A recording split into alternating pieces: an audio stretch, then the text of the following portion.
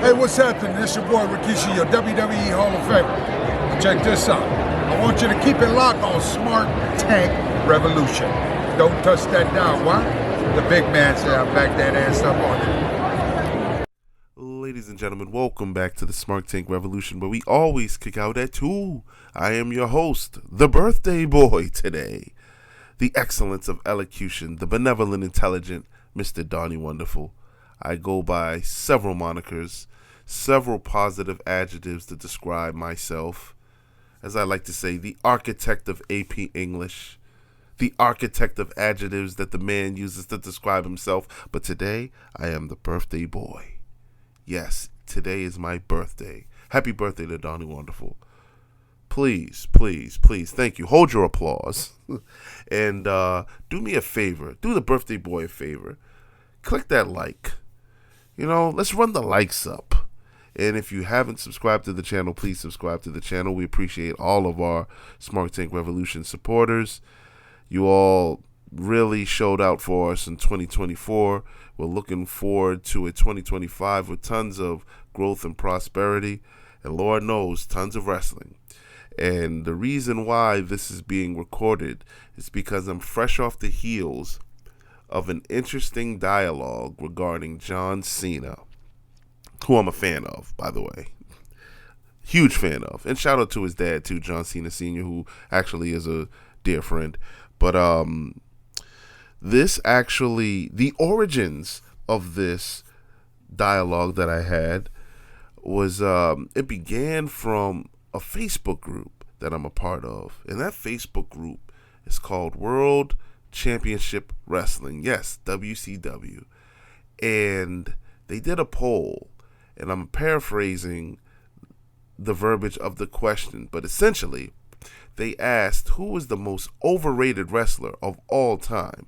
Seeing that this was a group called World Championship Wrestling, I assumed, and when you assume, you make an ass out of you and me, but I thought that they were going to expect answers that were exclusive to WCW, or wrestlers that have wrestled in WCW at some point. Goldberg was on here, not a ton, but come on, guys. We need to give some of these people some major help, the ones that put Bret Hart on here, but I digress. Bret Hart's my man. And outside of that, there was some people that said Hogan. I kept scrolling down and seeing Triple H, and I completely forgot that he was there, terrorizing, and I believe he was Jean-Paul Levesque. But overrated in WCW doesn't do him justice. But then as I continue to scroll down, and this is a great group, by the way, knowledgeable fans and real hardcore, passionate fans of WCW. And that's definitely something that they should revive as well. Give us a Nitro episode, Triple H. I'm pretty sure he would be upset that you guys put him in this category. But you keep scrolling down, and you see a lot of John Cena's. And I was just thinking, okay, so there's some people that basically said, we're going abroad with our answer. But then, the reasoning behind some of it is actually really interesting. I'm going to read one by Jimmy Faluca. Shout out to you, brother. This man goes in depth. Well, not really, but, there's multiple sentences here.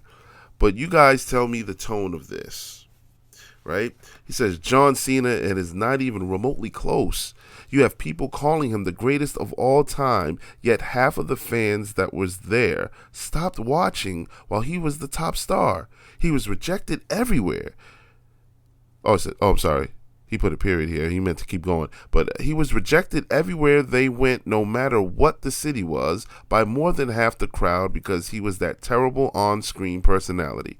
Unfortunately, people give him a pass because he openly did charity work, which, in a way, really wasn't charity work when you're telling everyone what you're doing. It's public relations. Charity work is when you do something good and you're not looking for any recognition for it. Learn the difference, people. Wow. Okay. Interesting comment. So, the dialogue that I was having with the anonymous oracles was actually refuting this. I can understand everyone's hatred during the Super Cena years, but it was definitely something that I believe helped push the character, and I say in air quotes. It was interesting. We all knew that he was the chosen one. He was the chosen face, and not for any crazy, outlandish reasons. Like, he deserved it. 2004, when he wins his first title at WrestleMania, we all popped for that. Like, John Cena was the guy. And then 2005, go back and watch those tapes of John Cena. We all wanted that. Like, he was our chosen champ. He was our people's champ. And then, well, you guys know what happens from there. The crowd was split. But I can tell you one thing. If you were ever at a live show when the crowd was split, it was definitely something to behold. I can recall one of my favorite times. ECW One Night Stand 2006 at Good Times, which is no longer there, in Somerville, Massachusetts. Great billiard, arcade, sports bar. It had amazing pizza, by the way. I have no idea what they were putting in their dough, but it was great. I can recall on pay-per-view nights, because they were pay-per-views back then, in case some of you youngsters don't know what that was, is when you had to pay a price, $19.99 on up. I mean, it was big. You had to order it on you had to call your local cable company, or you had to press that button on your remote, which I never had that button, so I couldn't accidentally order anything, or as I would like to have said, intentionally accidentally ordered something. No, but you had to go through a process. Now, you just stream. You guys know how to get it now. But yeah, I went with a couple of buddies over to Good Times, and we watched John Cena versus Rob Van Dam. And the crowd was 50-50 there. And this is Cena's home state, right? This is Somerville, Mass. So we watched this, and I'll never forget Rob Van Dam going over.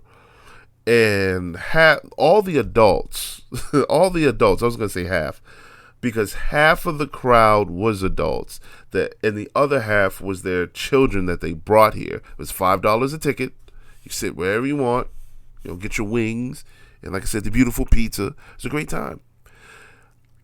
I watched 1, 2, 3, counted by Paul Heyman, and the adults got up and high-fived, and the kids were in despair. I will never forget this. 8, 9-year-old kid gets up from the table, pushes the table, and kicks the chair. And I said, man, that is justifiable rage. I was neutral, by the way. I'm going to let you know, I was neutral. Great match. But John Cena did appeal to the kids, and he always has been.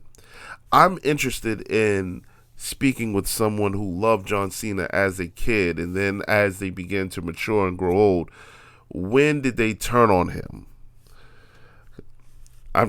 Please, somebody, give me your perspective.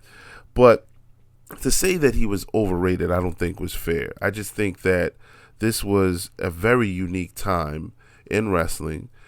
We're rebelling against the PG era. We're losing our viewing audience. Is not the same as it was in the Attitude Era, but everyone knows who John Cena is. His face was everywhere. I argued that John Cena had begun even back then to transcend the wrestling business. Even now, I'm watching television, watching Sunday football. I see a Ford commercial, F-150 commercial, whatever the deal is, or whatever their latest pickup truck is, and who's narrating it? John Cena. Rap albums. He was number one. As a matter of fact, in 2005, if I'm not mistaken, I remember plain as day, 50 Cent was number one until John Cena. Movies, John Cena. There's enough depth to John Cena to where you can see him everywhere. He's plastered everywhere. He's like now he's on everybody's podcast. He's doing interviews, was always well spoken, always well dressed, reality shows with Total Bellas. John Cena is just everywhere. And sure, like the adults they lost patience with him until he went away for a while. And then we began to miss him. So now that he's on his farewell run, we all love him. We know it's over. He said it's over. Just in case you want to cast any doubts on it, no, it's done. And I just think that it is criminally wrong to call him overrated. The ring work wasn't the best. It wasn't the worst. John Cena is definitely serviceable. The only criticisms that, and this is constructive, was that you heard this man talk too much during his matches. And of course his STFU was more like he was laying on you, but still, we can overlook these things. Come on, commercials. John Cena's endorsing it. It looks great. It visually looks great. How is this man overrated? How? I just don't get it. Or is it something that I'm missing? There are classic matches and classic rivalries there.